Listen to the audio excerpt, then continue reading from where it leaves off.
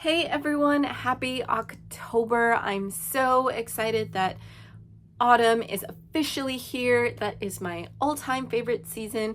And here in the city, it's starting to have that nice, crisp air and feel to it, and I love it. We're still not in low temperatures because you step outside and it's still pretty hot and humid, but that air blows around and it just feels and smells like autumn. So I'm really excited. But anyway, I am here to do my September wrap up. So in September, I read 7 books, and let's go ahead and get into them. So the first and 5th book that I read in September were Monster, Perfect Edition, volumes 3 and 4. And as I said, I'm currently reading the Monster manga series in preparation to bring that to the podcast. And yeah, I am enjoying the manga overall more than I enjoyed the anime series, but it is still a little too slow for my liking. I don't know. I'm really enjoying the artwork of Monster, especially in the one that I'm reading right now, which is volume 5. The artwork just gets better and better each volume, but the story itself, it's not bad. I think it takes a while to get to where it's going, and there's just so many things and plot lines that get introduced each volume, and they do get wrapped up usually by that volume or the volume after that, but it's still I don't know, it's a lot, and I just wish it wasn't so long, and especially because it's all trying to explain the motivations of our main villain, and it does, but I don't know, this guy has really a little bit too complicated of a storyline and motivation, and I'm just if this was real life, your plot would never get done. And not to mention the most annoying character I think in manga history, and I haven't read that much manga, so someone out there is going to be like, what? But Inspector Lung, most annoying character ever created for manga/anime. I cannot stand that man. But anyway, I rated volume 3 stars, 3 out of 5 stars, and volume 4 out of 5 stars. So it is getting better, but still not my favorite.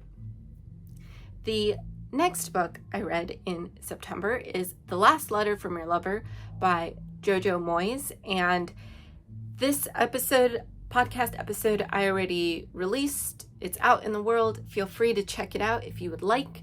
But I really liked it. I really liked the book. I think that it expanded on a lot more than the film did. And there was a lot more conflict, I feel in the book than there was in the film. And I will say I like the changes they made to Ellie, because Ellie in the book is kind of, I don't know. I'm not saying people like that don't exist, but I don't know. But I really did enjoy it. I highly recommend it. I rated it 4 out of 5 stars.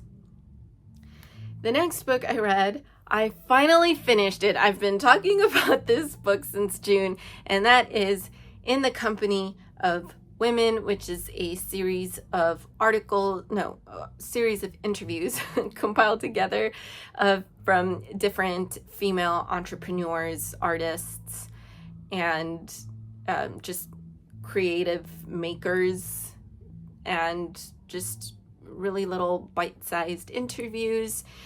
And yeah, I enjoyed the interviews. I enjoyed learning more about the women on my own time on YouTube, and I ended up rating it 3.5 stars. So not too bad. I did enjoy it, but yeah, I mean, I liked it. I recommend it. The next book that I read, I actually have, since I have a copy of it, and that is Out of My Mind by Sharon M. Draper. I rated this 4 stars. This is a middle grade book that follows 11-year-old Melody, who has cerebral palsy. She is nonverbal, and she finds a way to communicate with the world. And so this is her story and her journey on communicating and just some of the challenges that come with her disability, or major challenges that come with her disability. So I rated this 4 stars. I really, really enjoyed it. And yeah, I am happy to keep it. The next book I read is The Monster of Ellenhaven by Jennifer Gisbrecht. Not sure how to pronounce that. But this one, I really wanted to like it because, first of all, the color scheme of the cover, these are like my favorite colors, but it just looks really gothy and cool, and I really, really like gothic horror genre in my books. Not so much in my films, but in my books, yes. So I was really, really excited to read this one. I got this as part of a blind date with the book from the Strand Bookstore here in NYC, and I opened it and I was really excited. And it's a short novella, so I read this in one sitting, literally on my first of 4 plane rides on my recent family vacation, and I just did not like it. I ended up rating this 2 out of 5 stars, and I really can't tell you what happened. It's the way it's written, like the prose is just, it's just not for me. I don't think it was easy to follow. I did not like, yeah, I just really did not connect with the writing. The writing was not for me. And so I thought about DNFing it, but I was like, what else am I going to do on this plane ride? And it's one of those things, since it's so short, I was like, I'm already halfway through this book and might as well keep going, because it's not like it's page 100 out of a 400-page book that I'm not enjoying. It's like I'm literally almost done with it, so might as well. But did not like it. I would not recommend this book personally. Orlando's gonna give it a shot and see if he likes it, so we'll see. But for me, did not like it at all. The last book I read is Ninth House by Leigh Bardugo. And so this is one that I've said in previous videos, I wasn't sure if I was gonna like it because it's dark academia, and I had previously read The Secret History by Donna Tartt and I did not like it. So I was willing to give this one a shot, and I was not feeling it, and I was kind of worried that I might have to DNF it. But I reached like around the 50-page mark. It just really started clicking for me, and I ended up really, really liking it.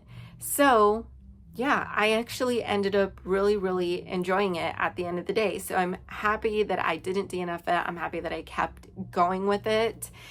And yeah, I rated it 3.5 stars, mainly because it took a while for me to get into it. Like those first 50 pages, I really, really struggled with. And then after that, I really, really liked it, and I enjoyed the journey we were on.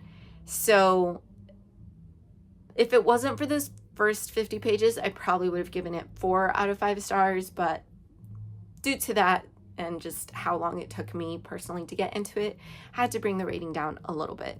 But those are the 7 books that I read in September, and in my next video, I will be sure to let you know what books I'm planning on reading in October.